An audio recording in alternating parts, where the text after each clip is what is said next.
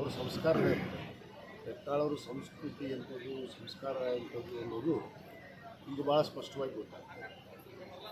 ಮೊದಲು ನಾನು ಇದನ್ನು ಕೇಳೋಕ್ಕೆ ಇಚ್ಛೆಪಡ್ತೀನಿ, ಸನ್ಮಾನ್ಯ ಬಸವಗೌಡ ಪಾಟೀಲ್ ಹೆತ್ತಾಳವ್ರು ಎಂದು ಸಮಾಜದಾಗ ಗುರುತಿಸ್ಕೊಂಡ್ರಿ, ಎಂದು ಸಮಾಜ ಸಂಘಟನೆಗಳಿಗೆ ಬಂದ್ರಿ, ಸಮಾಜದ ಒಬ್ಬ ರಾಜ್ಯ ಅಧ್ಯಕ್ಷರನ್ನು ನಾವೇ ಮಾಡಿದ್ವಿ.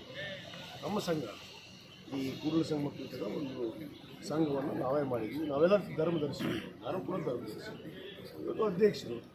ಅನಿವಾರ್ಯವಾಗಿ ಅವತ್ತು ಜಮೀನು ಪರಿಚಯ ಖರೀದಿ ಮಾಡುವಂಥ ಸಂದರ್ಭದಲ್ಲಿ ಅದನ್ನು ಯಾರಾದರೂ ಹೆಸರು ವೈಯಕ್ತಿಕವಾಗಿ ಮಾಡಬೇಕಾಗಿತ್ತು, ಅವ್ರ ಹೆಸರು ಮಾಡಿದ್ವಿ ನಾವೆಲ್ಲರೂ. ನಮ್ಗೆ ಗೊತ್ತಿರುವಂಥ ವಿಚಾರ.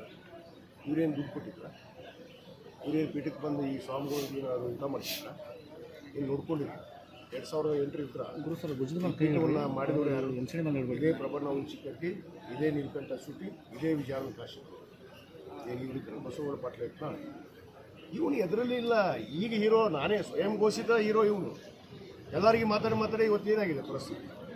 ಪಕ್ಷ ಕಟ್ತಾನಂತ ತಾಕತ್ತಿದ್ರೆ ಕಟ್ಟಿ ತೋರಿಸ್ತಾರೆ ರಾಜ್ಯದಲ್ಲಿ. ಎಂತೆಂಥವ್ರೋ ಮುಖ್ಯಮಂತ್ರಿ ಅಂತವ್ರೆ ಮನ್ನಾ ಬಾಯಿ ಹಾಕೊಂಡು ಹೋಗ್ಯಾರ. ಇವನು ಯಾವ ರೀ ದಿಶಾಕ್ಕೆ ಬದಲಿಕಾಯಿ ಬಾಯಿಗೆ ಬಂದಂಗೆ ಮಾತಾಡೋದು.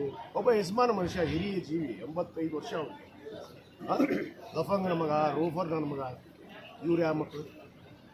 ಜನ ಹೇಳ್ತಾರೆ ಇವ್ರು ಬಾಯಿ ಮಾತಾಡೋದು ಏನು ರೀ. ಇದು ನೋಡೇ ನಾನು ಹೇಳಿದ್ದೇ ಇಲ್ಲ, ಇವ್ರಿಗೆ ಆಗತ್ತೆ ತಕ್ಕ ಶಿಕ್ಷೆ ಅಂತ ಹೇಳ್ತಾರೆ. ಅದು ಆಗಿದೆ.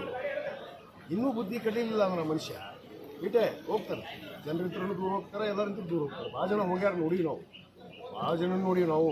ಎಷ್ಟು ಜನ ಹೋಗ್ಯಾರ ಹೇಳ್ತಂದೇವು. ಹೋಗ್ತಾರೆ, ಇವರು ಹೋಗ್ತಾರೆ, ಅವರು ಹೋಗ್ತಾರೆ, ನೀನು ಹೋಗ್ತೀಯ. ನಿನಗೂ ಒಂದು ದಿವ್ಸ ಮುಗಿದು ಅಂತಿಮ ಇದೆ ಅನ್ನೋದನ್ನು ಯಾರೂ ಮರಿಬಾರ್ದು. ನಮಗೂ ಮುಗಿತೀವಿ ಅದು ತಿಳ್ಕೊಬೇಕು. ಈ ಒಬ್ಬ ಹಿರಿಯ ಜೀವಿಗೆ ಒಂದು ಬಾಯಿಗೆ ಬಂದಂಗೆ ಒಬ್ಬ ಸಮಾಜದ ವ್ಯಕ್ತಿ, ಅವರು ಸಮಾಜ ಕಟ್ಟೋದ್ರಲ್ಲಿ ಪ್ರಮುಖ ಪಾತ್ರವನ್ನು ವಹಿಸ್ತಿರ್ತಾರೆ.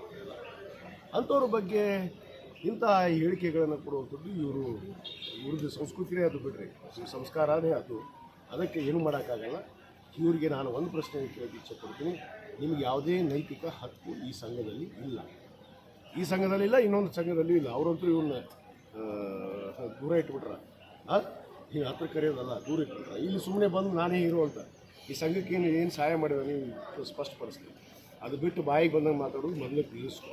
ಇನ್ನೂ ಪಾಠ ಕಲಿತಿಲ್ಲ ಅಂದ್ರೆ ಜನ ಪಾಠ ಕಲಿಸ್ತಾರೆ. ಸ್ವಾಮೀಜಿಗಳ ಬಗ್ಗೆ ಇನ್ಮೇಲೆ ಯಾರಾದರೂ ಹಗುರವಾಗಿ ಮಾತಾಡಿದರೆ ಹುಷಾರ್ ಅಂತಂದು ಬೇಕಾದ್ರೆ ಸ್ವಾಮೀಜಿನ ಮನ್ಯಾಗ ಇಟ್ಕೊಂತೀರಿ.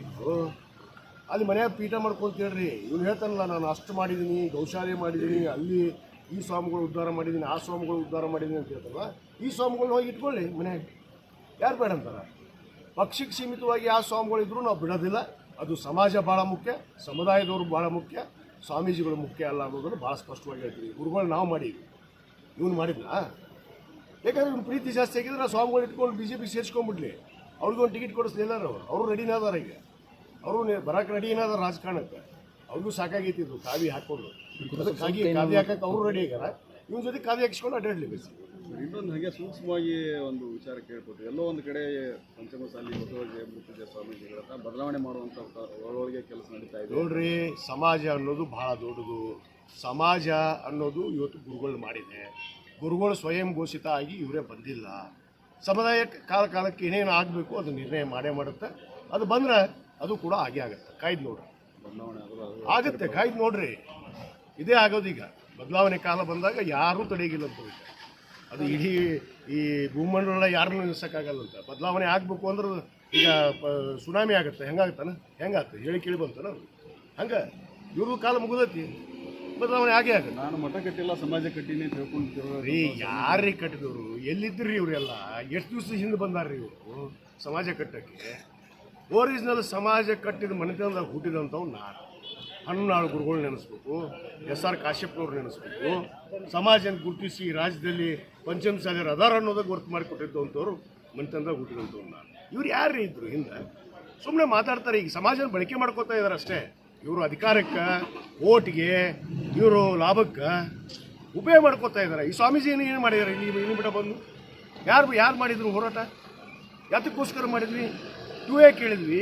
ಇವತ್ತು ಹೇಳ್ತಾರೆ ಇವರು, ಇದೇ ಬಸವನಗೌಡರು 2Aನೇ ಕೇಳಿಲ್ಲ ನಾವು. ಅವು ಕೇಳ್ಯಾನ, ಕಾಶ್ಯಪ್ನವ್ರು ಕೇಳ್ಯಾನ ಅಂತ ಹೇಳ್ತಾನಲ್ಲ ಈ ಮನುಷ್ಯ. ನೀವು ಇಷ್ಟು ದಿವಸ 4 ವರ್ಷ ಉಚ್ಚನಾಯಿ ಓದರ್ದಂಗೆ ಒದರ್ಕೊತ ಹಿಡಿದ್ನಲ್ಲ. ಎದಕ್ಕೆ ಓದರಿದ್ದೀವ? ಏನು ಅಂತ ಓದರಿದ ಕೇಳ್ರಿ ಅವ್ರ ಭಾಷಣ. 2A ಬೇಕಂತ ಓದರಿದ್ನ? ಏನು ಓದರಿದ್ನ? ಇವತ್ತು 2A ನಾವು ಕೇಳೇ ಇಲ್ಲ ಅಂತ ಹೇಳ್ತಾನೆ. ಇವರಿಗೆ ಒಂದು ಇದು ಇರಬೇಕು, ಮನುಷ್ಯನ ಹತ್ರ ಒಂದು ಸ್ಟ್ಯಾಂಡರ್ಡ್ ಅನ್ನೋದು ಇರಬೇಕು. ಆ ಒಂದು ಸ್ಟ್ಯಾಂಡರ್ಡು, ಘನತೆ, ಗೌರವ, ಸೆಲ್ಫ್ ರೆಸ್ಪೆಕ್ಟ್ ಅನ್ನೋದು ಏನೂ ಇಲ್ಲ ಆ ಮನುಷ್ಯನ ಹತ್ರ. ಅವನ ಬಗ್ಗೆ ಮಾತಾಡೋಕ್ಕೂ ಅಸಹ್ಯ ಅನಿಸುತ್ತೆ. ಸಮಾಜದ ಜನನ ಕೆಲವೊಂದಿಷ್ಟು ಜನ ಯತ್ನಾಳನ್ನ ಉಚ್ಚಾಟನೆಗೊಳಿಸಿ ಬೆಂಗಳೂರಲ್ಲಿ ಪ್ರತಿಭಟನೆ ಮಾಡೋಕ್ಕೆ ನೋಡ್ರಿ, ಒತ್ತಾಯಪೂರ್ವಕವಾಗಿ ಜನರನ್ನ ಇವರು ಸ್ವಾಮೀಜಿ ಕಡೆ ಅಂತ ಇಳಿಸೋದು, ಇನ್ಯಾರ್ಯಾರ ಕಡೆ ಇಳಿಸೋದು, ಒತ್ತಾಯ ಮಾಡಿ ಮಾಡಿ ಜನರನ್ನು ತರುವಂಥದ್ದಲ್ಲ. ಸ್ವಯಂ ಘೋಷಿತ ಜನ ಇದ್ದೇಳದು. ಇವ್ರ ನಾಯಕತ್ವ ಒಪ್ಕೊಂಡು, ಇವರು ಗುಣಗಳನ್ನು ಒಪ್ಕೊಂಡು, ಇವ್ರ ಗುಣಗಳನ್ನು ಯಾವನೂ ಒಪ್ಪಲ್ಲ. ಒಬ್ಬ ಸಣ್ಣ ಮನುಷ್ಯನೂ ಕೂಡ ಒಪ್ಪೋದಿಲ್ಲ. ಸಮುದಾಯಕ್ಕೆ ಇಂಥ ನಾಯಕರ ಅವಶ್ಯಕತೆ ಇಲ್ಲ. ಈಗ ಹೇಳ್ತಾರಲ್ಲ, ತಿರ್ಕನ ಕನಸು ಹಗಲಗನಸು ಕಾಣ್ತಾರೆ ಅಂತಾರಲ್ಲ, ಅಂಥ ಹಗಲಗನಸು ಕಾಣೋದಿಲ್ಲ. 28ಕ್ಕೆ ಹೊಳ್ಳಿ ವಿಧಾನಸೌಧಕ್ಕೆ ಬರ್ತೀವಿ ನೋಡೋಣ.